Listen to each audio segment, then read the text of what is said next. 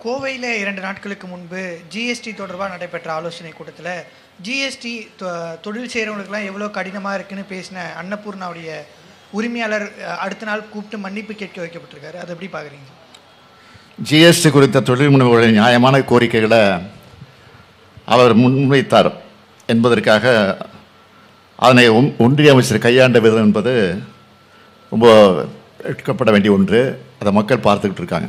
நம்ம வீட்டு தாய் ஒரு ஆம்பளை இப்படி உட்கார வச்சு ஒரு சாஞ்சு கூட உட்கார முடியல. அவரு பயபக்தியோட உட்காந்துருக்காரு, எழுந்து நிற்கிறாரு. இப்படி அவமானப்படுத்துவதும் அசிங்கப்படுத்துவதும் நம்ம வீட்டு பெண்கள் பண்ணுவாங்களா? நம்ம அம்மாவங்க பண்ணுவாங்களா? நம்ம சகோதரிகள் பண்ணுவாங்களா? ஒரு ஆம்பளையை வர வச்சு இது மாதிரி நீ எல்லாம் மன்னிப்பு கேளுன்னு அதை படம் எடுத்து வெளில போடுவாங்களா? இதெல்லாம் அநாகரிகத்துடைய உச்சம். இது அதிகாரத்தில் இருப்பவர்கள் பொதுமக்களிடம் எப்படி நடந்து கொள்ள வேண்டும், எதிர்கட்சிகளிடம் எப்படி நடந்து கொள்ள வேண்டும், வணிகர்களிடம் எப்படி நடந்து கொள்ள வேண்டும் என்று குறைந்தபட்ச நாகரிகம் கூட இல்லாமல் இப்படி செய்திருப்பது எல்லோரையும் வருத்தத்துக்குரிய ஆக்கியிருக்கிறது. இதை காங்கிரஸ் பேரியக்கம் வன்மையாக கண்டிக்கிறது. அவர் என்ன பாதகம் செய்தார், என்ன தவறாக கேள்வி கேட்டார்? ஜிஎஸ்டியுடைய கூட்டம், அந்த ஜிஎஸ்டி கூட்டத்தில் என்ன நிறை குறைகள் இருக்கின்றன அதை தீர்ப்பதற்கான கூட்டம்.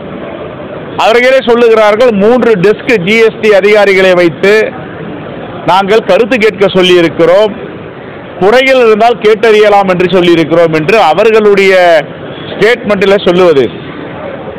அந்த கூட்டத்தில் தான் அவர் தன்னுடைய குறைகளை சொல்லி இருக்கிறார். இதில் என்ன பாதகம் இருக்கிறது? கோவை மாவட்டம் என்றாலே, கோயம்புத்தூர் என்றாலே சிறிய குழந்தைகளை கூட வாங்க போக என்று அழைக்கின்ற பண்புள்ள மண் இந்த மண். எல்லோருக்கும் மரியாதையை சொல்லிக் கொடுக்கின்ற மண் கோயம்புத்தூர் மண். இந்த மண்ணில இப்படிப்பட்ட ஒரு அநாகரிக செயல் நடந்திருப்பதை நாங்கள் வன்மையாக கண்டிக்கிறோம். இது அன்னபூர்ணா ஹோட்டல் விடுதியின் உரிமையாளர் என்பதற்காக அல்ல. யாரையும் இப்படி அதிகாரத்தில் உள்ளவர்கள் அதிகார தோரணையில் மிரட்டுவதும் மன்னிப்பு கேட்க வைப்பதும் அதை கேட்டதை பொதுவெளியில வெளியிடுவதும் வன்மையாக கண்டிக்கத்தக்கது. வணக்கம் வானதி சீனிவாசன் மேடம், எப்படி இருக்கீங்க? நலமா இருக்கீங்களா? உங்க தொகுதி பக்கம் எல்லாம் போறீங்களா? தொகுதி பக்கம் இனி போக முடியுமா? மக்கள் கருத்தரங்கன்னு கூட்டிட்டு வந்து மக்களோட குரல் வலித்த நசுக்கிற அளவுக்கு ஜனநாயக பேச்சுரிமைய, அதுவும் ஸ்பெஷல்லா உங்களோட தொகுதியில உங்களுக்கு ஓட்டு போட்ட மக்களை வச்சு குளித்தோண்டு புதைச்சிருக்கீங்களே மேடம். எப்படி உங்களுக்கு ஓட்டு போட்ட மக்களுக்கு நன்றி கடனா இதை நீங்க சமர்ப்பிக்கிறதா நாங்க எடுத்துக்கலாமா? தான் தப்பா கேட்டாரு. எவ்வளவு எளிமையா, ஆக்ரோஷம் இல்லாம, மக்களுக்கு புரியுற மாதிரி, யார் மனசையும் புண்படுத்தாம அது எப்படி பேசினா எப்படி கன்வே ஆகும்னு நல்லா புரிஞ்சு அந்த ஒரு கேள்வி கேட்டாரு. அதாவது வானதி சீனிவாசன் மேடம் மக்களை சந்திக்கிறாங்களோ இல்லையோ நமக்கு தெரியாது. ஆனா அன்னபூர்ணாக்கு வரக்கூடிய மக்களோட மனநிலை என்ன, மக்களோட கருத்து என்ன, மக்களோட பாதிப்பு என்னன்னு ஒரு சிங்கிள் மேனா அவர் ரொம்ப தெளிவா பேசுறாரு. இத்தனைக்கும் அக்ரெசிவா கூட பேச கிடையாது, ஆக்ரோஷமாவும் பேச கிடையாது. அப்படி இருக்கக்கூடிய ஒரு மனுஷனை நீங்க என்ன பண்ணிருக்கீங்க? உங்களை நம்பி ஓட்டு போட்ட ஒவ்வொரு மக்களும் தலகுனிடும் மேடம். இன்னைக்கு பிஜேபினால ஒரு எம்பிசி கூட தமிழ்நாட்டுல ஜெயிக்க முடியல. அதுக்கு காரணம் என்னன்னு புரியாம சங்கிகளா ஒரே குழப்பத்துல இருந்தாங்க. அதுக்கு காரணம் ஒண்ணுதான். இதே மாதிரிதான் ஜிஎஸ்டி குறித்து குஜராத்ல ஒருத்தர் கேள்வி கேட்டாரு. அந்த கேள்விக்கு நீங்க என்ன பதில் சொன்னீங்க? எதுவுமே சொல்லல, கடந்து போனீங்க. அதே மாதிரி இந்த விஷயத்துல நீங்க கடந்து போயிருக்கலாமே மேடம், ஏன் பண்ணல? குஜராத்காரங்களுக்கு ஒரு நியாயம், தமிழ்நாட்டுக்காரர்களுக்கு ஒரு நியாயமா? அதனாலதான் பாஜக தமிழ்நாட்டுல மண்ணை கவிச்சு ஒவ்வொரு முறையும் தமிழ்நாட்டுக்கு நிதியமைச்சர் பயணம் பண்ணும்போதெல்லாம் இந்த மாதிரி ஏதாவது ஒரு விஷயம் இடப்படம் பண்ணிட்டு போயிருவாங்க. சரி, அது எங்களுக்கே தெரியும். ஏன் வானதி சீனிவாசன் மேடம் உங்களுக்கு தெரியாதா? ஒருவேளை அவர் இந்த மாதிரி இந்த வீடியோ வைரல் ஆயிடுச்சு, சோ இந்த வீடியோக்கு ஒரு முற்றுப்புள்ளி வைக்கணும் அப்படின்னு உங்ககிட்ட சொன்னா கூட நீங்க என்ன சொல்லி இருந்திருக்கலாம்? மேடம், இது என்னோட தொகுதி, நீங்க ஏதாவது ஒரு விஷயம் பண்ணிட்டு போயிட்டா நாளைக்கு நான் மக்களை சந்திக்கணும், அவங்க கேட்கிற கேள்விக்கு எங்கிட்ட பதில் கிடையாது, அதனால இந்த விஷயத்தை நீங்க இப்படியே விட்டுருங்க. இல்லையா, அவர் கேட்ட கேள்விக்கு நீங்க பதில் சொல்லுங்க, மீடியா கிட்ட பதில் சொல்லிருங்க, பிரச்சனை சால்வ் அப்படின்னு ஏன் மேடம் இது சொல்லல? ஜிஎஸ்டி குறித்து நான் ஒரு வீடியோ போடும்போது தமிழ்நாட்டுல சுகமா வாழக்கூடிய சங்கிகள் இருக்காங்க இல்லையா, அப்படியே அவங்க எல்லாம் எரிமலை மாதிரி மாதிரி வெடிச்சு அப்படியே தீ பிளம்பா அப்படியே நரம்பெல்லாம் புடைச்சிட்டு அப்படியே எந்திரிச்சு வந்தாங்க. இவங்க சொல்றது உண்மையே கிடையாது, ஜிஎஸ்டி பத்தி இவங்க பேசுறதுல உண்மையே இல்ல, இவங்க திமுகவோட ஆதரவாளர்கள், இவங்க பேசுறது நம்பாதீங்க, இவங்கெல்லாம் ஒரு பொறாமை பாஜகவை எதிர்க்கணுங்கிற காரணத்துக்காக இவங்க இப்படி எல்லாம் பேசுறாங்க அப்படிங்கிற மாதிரி ஒரு குற்றச்சாட்டை வச்சிருந்தாங்க அன்னைக்கு இருக்கிற காலகட்டத்துல. இப்ப நான் என்ன அதே கேள்விக்கு சங்கீகிட்ட கேட்கிறேன்னா, இன்னைக்கு கோயம்புத்தூர்ல வாழக்கூடிய அதே சிறுதொழில் குறுதொழில் சம்பந்தப்பட்ட ஒரு ஓனர், ஒரு அன்னபூர்ணா சீனிவாசன் அவர்கள் ஃபேஸ் டு ஃபேஸ் நிதியமைச்சரை பார்த்து இந்த மாதிரி ஒரு விஷயம் இருக்கு மேடம், இந்த மாதிரி மக்கள் அவதிப்படுறாங்க, மக்கள் எங்கிட்ட புலம்புறாங்க, இதுக்கு நீங்க ஏதாவது ஒரு ஃபேவர் பண்ணி கொடுங்க, இந்த மாதிரி பண்ணுக்கும் கிரீமுக்கும் உள்ள வேறுபாடு என்ன அப்படின்னு ரொம்ப எளிமையா ரொம்ப ரெக்வஸ்டா தான் அவர் வச்சாரு. ரொம்ப அக்ரெசிவா கூட அவர் பேசல, அந்த வீடியோ எல்லாம் நம்ம பார்த்தோம். இப்ப நான் என்ன கேட்கிறேன்னா, இதுக்கு தமிழ்நாட்டு சங்கிகள் எப்படி முட்டு கொடுக்க போறீங்க? நான் கேக்குறேன், தமிழ்நாட்டு பாஜகல தண்ணீர்ல மட்டும் இல்ல தரையில கூட மலராது அப்படிங்கிறதுக்கு இந்த ஒரு எக்ஸாம்பிள் போதும். இன்னைக்கு ஜிஎஸ்டி அப்படின்றதுனால அனைத்து தொழில்களும், அது பெரிய தொழிலா இருந்தாலும் சின்ன தொழிலால இருந்தாலுமே, அந்த ஜிஎஸ்டி என்பதனால இன்னைக்கு ஒரு மிகப்பெரிய கேள்விக்குறியா இருக்குதுன்றதுல யாருக்கும் எந்த மாற்று கருத்துமே இல்லை. அதுவும் எஸ்பெஷலி கோயம்புத்தூர், திருப்பூர் எல்லாம் வேடந்தாங்கல் மாதிரி இந்தியா முழுக்க இருந்து வருகின்ற எத்தனையோ பேருக்கு வேலைகளை கொடுக்கின்ற ஒரு மாவட்டங்களாக இருக்கு. இப்போ ஜிஎஸ்டி என்ற வரி விதிப்புக்கு பிறகு சிறு குறு தொழில்கள், அதே மாதிரி நெசவு தொழில்கள், டெக்ஸ்டைல் இண்டஸ்ட்ரீஸ், அது மட்டும் இல்லாமல் வியாபாரிகள் எல்லாருடைய வாழ்க்கையும் ஒரு கேள்விக்குறியாக இருக்கிறது என்பதில் மாற்று கருத்தே கிடையாது. அதனால் இன்றைக்கி அவர் ஜிஎஸ்டி ஒரு ஆலோசனை கூட்டத்தில் அவர் தங்கள் கருத்தை எடுத்து சொன்னார்.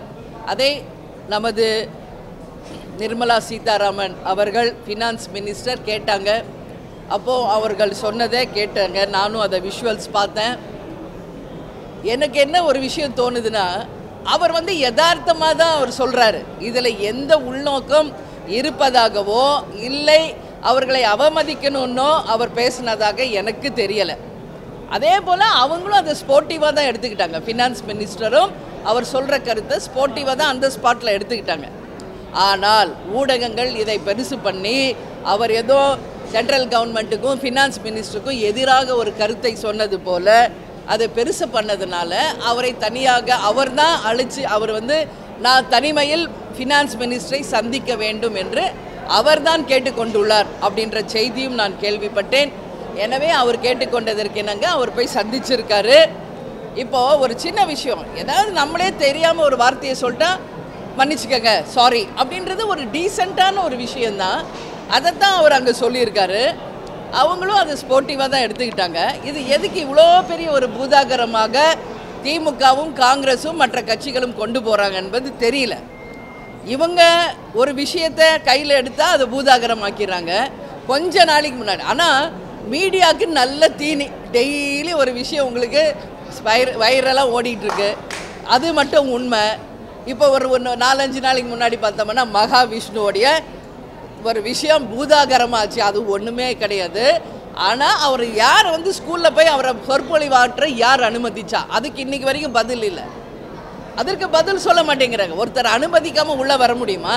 அப்போ யார் அனுமதிச்சாங்க என்ற கேள்வி பல முறை நாங்கள் கேட்ட பதில் இல்லை. அதே மாதிரி பார்த்தோம்னா அதுக்கு முன்னாடி ரஜினிகாந்த் அவர்கள் துரைமுருகனை பற்றி அவர் சொன்ன ஒரு கருத்து வைரலாச்சு.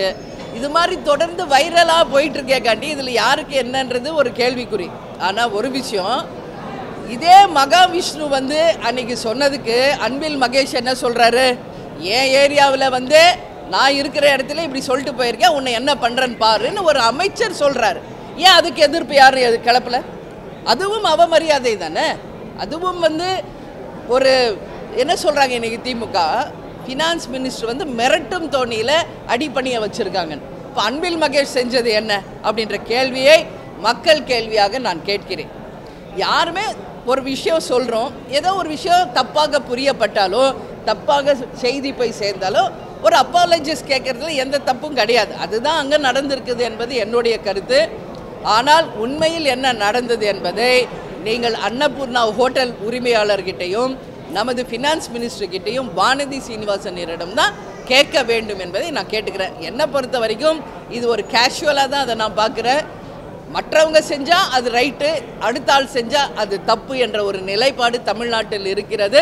இது கண்டனத்துக்குரிய ஒரு விஷயம் என்பதை பதிய வைக்கிறேன். சொன்ன கருத்து சாமானியருக்கு புரிஞ்சுது, அந்த கருத்து ஏற்புடையதா இருக்கிறதுனால தான் கோவையில் அன்னபூர்ணா ஹோட்டலோட உரிமையாளர் சொன்ன கருத்து, அவர் ஒரு சஜஷன், குறையா சொல்லலை, சஜஷனாக சொல்றாரு. இது வந்து நிர்வாகத்தில் இருக்கக்கூடிய ஒரு குறையா இருக்கு, இதை நிவர்த்தி செஞ்சால் ரொம்ப நல்லா இருக்கும் அப்படின்னு.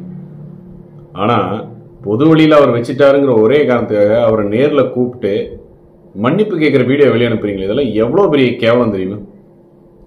ஜனநாயகத்தில் சர்வாதிகாரம் அப்படின்னு சொல்லி எங்ககிட்ட ஆட்சி இருக்கு, அதிகாரம் இருக்குங்கிற போதை தலைக்கேறினதுக்கான அறிகுறி இதெல்லாம்.